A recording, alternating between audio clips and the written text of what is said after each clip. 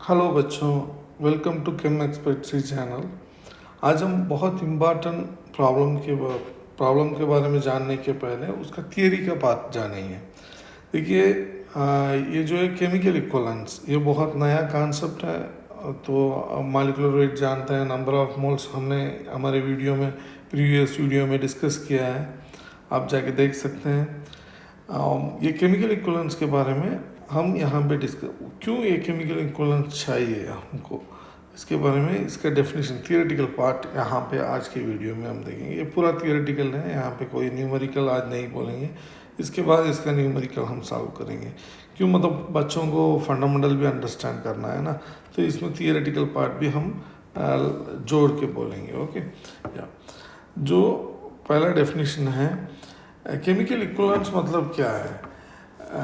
An equivalent of a substance is defined as the amount of it which combine with one mole of hydrogen atom or replace the same number of hydrogen atom in a reaction, in a chemical reaction. अब लिखते हैं, wait, इसको blue में change कर लेते हैं हम, मतलब आसान हो जाएगा आपको। या an equivalent of a substance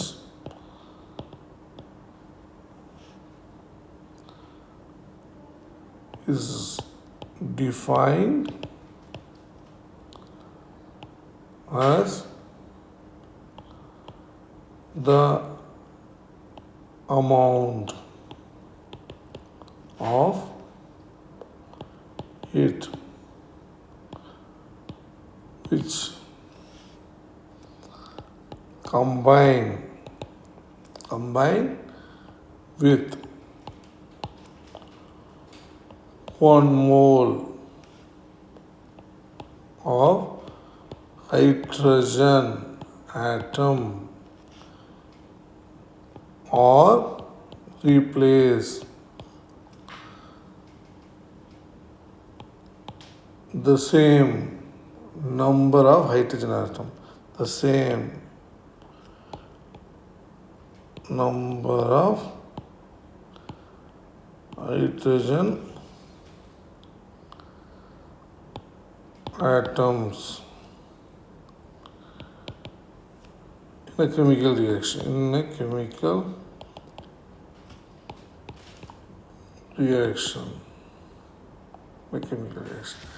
यही है chemical equivalent of the substance. Okay, so यहाँ पे क्यों हाइड्रोजन इस यहाँ पे दिया गया है? हाइड्रोजन ही पहला एटम आता है पीरियोडिक टेबल में, इसलिए हाइड्रोजन को यहाँ पे दिया गया है। ओके, अब देखेंगे हम 3 मॉलिक्यूल को ले लेते हैं। अब देखिए HBr, ओके, और वाटर मॉलिक्यूल H2O, ये हाइड्रोजन ब्रोमाइड है, जैसे हाइड्रोक्लोरिक है वैसे हाइड्रोजन ब्रोमाइड है। ब्रोमिक एसिड भी बोल सकते हैं, हाइड्रोब्रोमिक एसिड भी बोल सकते हैं। और अमोनिया NH3, NH3, ये तीनों कंपाउंड को यहाँ पे ले लेते हैं। अब यहाँ पे मोल कॉन्सेप्ट हम जानते हैं, हमने बहुत सारे वीडियो बनाया है। पहले हम HBr को ले लेते हैं, HBr, इसके बारे में डिस्कस करेंगे। पहले देखिए, 1 mole of hydrogen, 1 mole of hydrogen combines with कितना mole of bromine, with 1 mole of bromine atom. Okay, so वैसे ही HBr मॉलिक्यूल बनता है। ओके, अब वही आप लेके आ जाइए यहाँ पे। अगर हम यूज़ करेंगे H2O को आएंगे तो H2O में देखिए 2 moles of hydrogen combines with 1 mole of oxygen. और यहाँ पे आप डिवाइड बाई 2 कर दीजिए तो 1 mole of hydrogen combines with 1/2 mole of oxygen. Okay, ये कॉन्सेप्ट। और अब अगर आप अमोनिया पे आते हैं, यहाँ पे अमोनिया जब आप अमोनिया में आ जाएंगे, अमोनिया में इसको आप लिख दीजिए 1 mole of nitrogen combined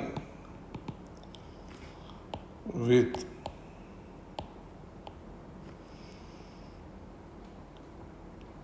3 moles of hydrogen atom. Okay, अब इसको डिवाइड बाई 3 कर दीजिए तो 1/3 mole of nitrogen combines with 1 mole of hydrogen. Okay, तो ये फंडामेंटल है, ये फंडामेंटल अब हो गया। अब हम देखेंगे, अब हम देखेंगे इक्विवेलेंट वेट। इक्विवेलेंट वेट क्या है? वेट, ये बहुत इंपॉर्टेंट कॉन्सेप्ट है। ओके, इक्विवेलेंट, केमिकल इक्विवेलेंट से इक्विवेलेंट वेट बनता है। देखिए, इक्विवेलेंट वेट ऑफ, यहाँ पे पहला मॉलिक्यूल है HBr, तो HBr का इक्विवेलेंट वेट क्या है? HBr का equivalent weight of HBr is equal to, यहाँ पे मोल जो है 1 है, HBr का 1 हो गया। तो HBr का इक्विवेलेंट वेट देखने से पहले हम देखेंगे यहाँ पे यहाँ पे हम देखेंगे ओनली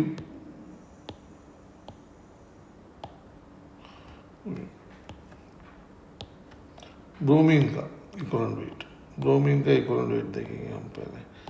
ब्रोमीन का इक्विवेलेंट वेट है 1 number of mole divided into 79.9। Okay, तो आपको अप्रॉक्सीमेटली 79.9 ही आएगा, मीन 80 के पास आता है ब्रोमीन का, तो 80 है और 79.9 भी लिख सकते हैं। Okay, equivalent weight. अब हम देखेंगे इक्विवेलेंट वेट ऑफ ऑक्सीजन, जो सेकेंड मॉलिक्यूल वाटर में, तो हम देखेंगे ऑक्सीजन में।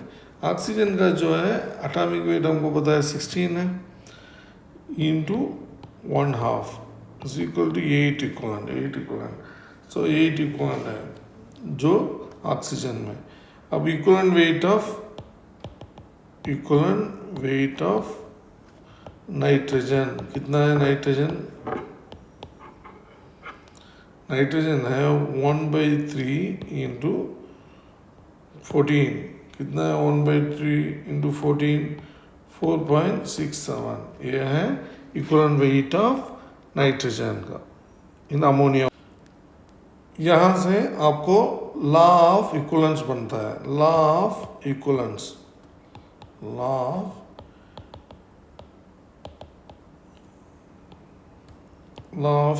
यहाँ से बनता है। लॉ ऑफ इक्विवेलेंस क्या है? वो सिंपल है, 1 equivalent of an element, 1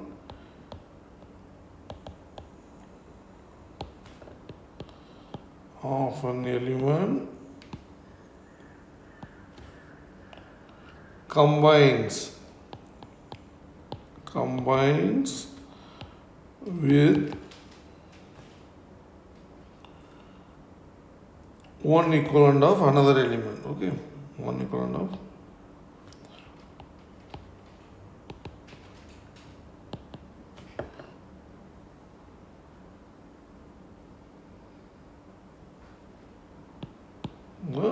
the others or others element। ये है डेफिनेशन। ये डेफिनेशन को रख के ही हम लॉ ऑफ इक्विवेलेंस बनाते हैं। ओके, तो यहाँ पे लॉ ऑफ इक्विवेलेंस का इजी कॉन्सेप्ट क्या है। फॉर एग्जांपल अब देखिए हाइड्रोजन को अकेले नहीं है, अब एल्युमिनियम ऑक्साइड हम ले लेते हैं। एल्युमिनियम ऑक्साइड ये मॉलिक्यूल को निकालते हैं हम।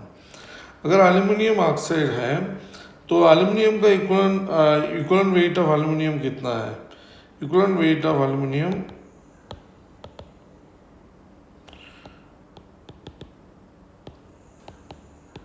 aluminum element is equal to 27 atomic weight of aluminum divided by 3, okay, divided by 3 is equal to 9। Case है यहाँ पे आया, यहाँ पे it comes from here। जब मॉलिक्यूल कंबाइन होता है यहाँ इसका प्रोपोर्शन इसको रख के मापा जाता है, ऑक्सीजन को रख के, तो oxygen divided by 3, okay, number of moles.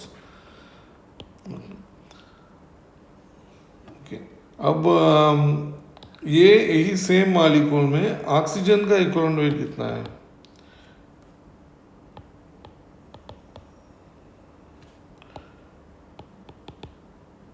Weight of oxygen atom in the same molecule, oxygen का 16 है डिवाइड बाय 2, 8 इक्विवेलेंट में बनता है। 8 इक्विवेलेंट से ऑक्सीजन है यहाँ पे, ओके। तो ये है इक्विवेलेंट वेट का कॉन्सेप्ट। और एक हम देखेंगे यहाँ पे रिएक्शंस को रख के भी आप इक्विवेलेंट वेट निकाल सकते हैं। रिएक्शंस को रख के यहाँ पे देखेंगे हम, ओके, रिएक्शंस को रख के। अब देखिए सोडियम कार्बोनेट है, sodium carbonate react with hydrochloric acid gives 2NaCl CO2 H2O। ये कॉन्सेंट्रिक हाइड्रोक्लोरिक एसिड का रिएक्शन है। कॉन्सेंट्रिक हाइड्रोक्लोरिक एसिड अगर हम यूज़ करेंगे तब जाके फुल्ली ऐसा रिएक्शन होता है, ओके। अब देखिए यहाँ पे इक्वेशन क्या है, 2 रिएक्शन का है, 2 moles of hydrochloric acid combine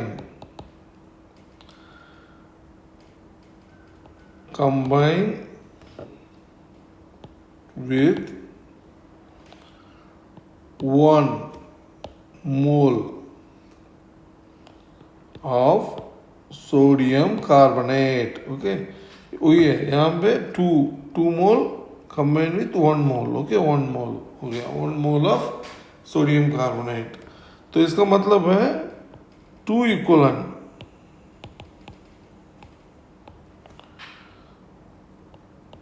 of hydrochloric acid combined with 1 mole of 1 equivalent भी 1 मोल भी डाल सकते हैं, 1 equivalent भी डाल सकते हैं आप। और यहाँ पे हम मोल ही डालेंगे, मोल ऑफ सोडियम कार्बोनेट। तो अब देखिए यहाँ डिवाइड बाई 2 कर दीजिए तो हमको मिलेगा 1 equivalent of hydrochloric acid combine with 1/2 mole of sodium carbonate, okay. अब equivalent weight of sodium carbonate कितना है। Equivalent weight of sodium carbonate, equivalent weight of sodium carbonate is equal to molecular weight of sodium carbonate divided by 2, that's it। So molecular weight of sodium carbonate है 106 divided by 2, तो आपको जाके मिलता है 53 मिलता है equivalent weight of sodium carbonate, okay. So ये बहुत आसान से हमको समझ गए। यहाँ पे अब रिएक्शन डाइल्यूट सॉल्यूशन में करते हैं। यही रिएक्शन अगर डाइल्यूट सॉल्यूशन में, क्योंकि रिएक्शन केमिकल रिएक्शन है, कंडीशन से बनता है। जब आप कंडीशन को चेंज कर देते हैं रिएक्शन बदल जाएगा तो उसका फिजिकल पैरामीटर, केमिकल पैरामीटर बिल्कुल डिफरेंट हो जाएगा। यहाँ पे HCl okay, CO2 HCl gives sodium bicarbonate okay and NaCl okay. ये रिएक्शन में क्या डिफरेंट है, ये देखिए दोनों रिएक्शन डिफरेंट है। यहाँ पे ये रिएक्शन अलग है, ये डाइल्यूट HCl यूज़ किया है यहाँ पे हमने। यहाँ पे पहला वाला रिएक्शन में कॉन्सेंट्रेटेड, तो यहाँ पे देखिए गैस इवॉल्व होगा, गैस कार्बन डाइऑक्साइड का गैस इवॉल्व होगा। यहाँ पे कार्बन डाइऑक्साइड का गैस नहीं आएगा, आपको डाइल्यूट है okay, no evolution of gas नहीं होगा। इस टाइप ऑफ रिएक्शन में भी रिएक्शन हुआ है, सोडियम बाइकार्बोनेट तो बना ही है यहाँ पे बना ही है। तो यहाँ पे इक्विवेलेंट क्या है देखिए, 1 equivalent of HCl combined with 1 mole of sodium carbonate। देखिए यहाँ पे टू एक को ले रहा है, मतलब एसिड बहुत है, कॉन्सेंट्रेटेड मतलब क्या है, नंबर ऑफ ये बहुत अधिक है। जब नंबर ऑफ अधिक रहेगा, नंबर ऑफ एटम्स अधिक रहेगा, तो नंबर ऑफ मॉलिक्यूल्स बहुत अधिक रहेगा, तो रिएक्शन अधिक होगा, सही है ना। तो दो जाके अटैक कर रहा है, यहाँ पे एक ही अटैक कर रहा है, तो एक इक्विवेलेंट ही अटैक कर रहा है सोडियम कार्बोनेट से ओके। तो जाके ये जो इक्वेशन बनता है केमिकल इक्वेशन ओके। अब देखिए equivalent weight of sodium carbonate is equal to वही है मॉलिक्यूलर वेट 106 डिवाइड बाय, नहीं है 1 ही है तो 1 है, तो आपको you will get the same thing 106, that's it, 106 ही है।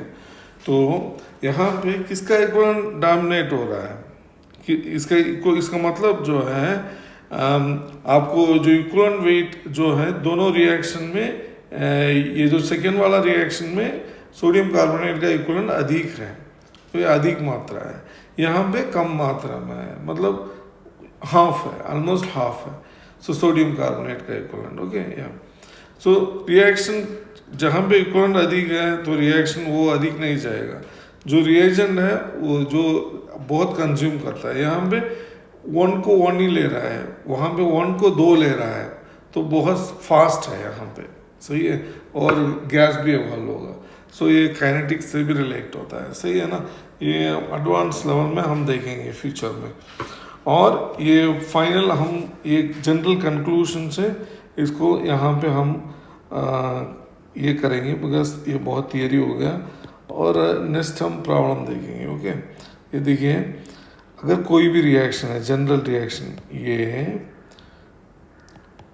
Small b capital B gives small m capital M और स्मॉल n कैपिटल N, ऐसा एक रिएक्शन बन रहा है जो स्मॉल ये B M N number of moles हैं ओके। तो ऐसा इक्वेशन में क्या करेंगे हम, ऐसा लिख सकते हैं इक्विवेलेंट, ये बहुत इम्पॉर्टेंट है, इक्विवेलेंट ऑफ ये इज इक्वल टू, ये केमिस्ट्री का फंडामेंटल, इक्विवेलेंट ऑफ, जैसे नंबर ऑफ मोल बन गया उसका नेक्स्ट स्टेज ये है, equivalent of B is equal to equivalent of M is equal to equivalent of N, ये है ओके। तो ये इक्वेशन है।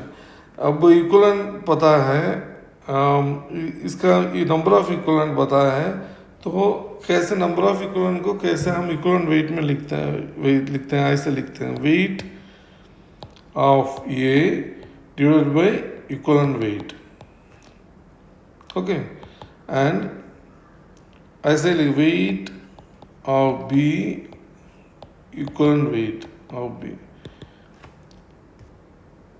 और ये भी यहाँ पे बेस है, equivalent weight of M divide by equivalent weight of M is equal to weight of n is equal divided by equivalent weight of n. Okay, ये जनरल इक्वेशन है इक्विवेलेंट वेट। हमने देखा है इक्विवेलेंट वेट कैसा बनता है। Equivalent wait बनता है मॉलिक्यूलर वेट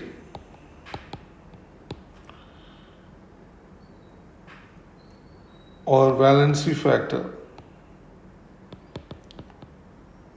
ऐसे भी हम लिख सकते हैं, और मॉलिक्यूलर वेट और आप नंबर ऑफ मोल्स बोल सकते हैं, मोल्स।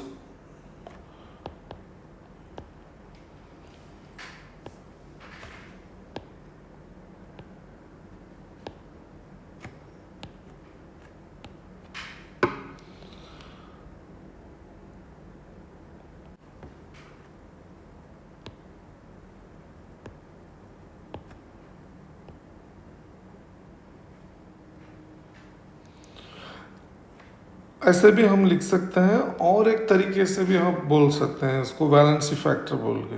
वैलेंसी फैक्टर मॉलिक्यूल से बनता है। नहीं तो आप बोल सकते हैं जो ऑपोजिट का जो मॉलिक्यूल है उसका moles into molecular weight. Okay, mole से भी हम लिख सकते हैं, जैसे मोल्स हो गया उससे भी हम लिख सकते हैं, बहुत इम्पॉर्टेंट है। सब मोल से हम इक्विवेलेंट वेट निकाल के लेके आ सकते हैं। तो आज का जो लेक्चर में हमने थियरी मेनली कवर किया है, और बहुत इम्पॉर्टेंट है। थोड़ा न्यूमेरिकल एग्जाम्पल के साथ ही हमने थियरी को भी कवर किया है। इस थियरी आपको बहुत हेल्प होगा।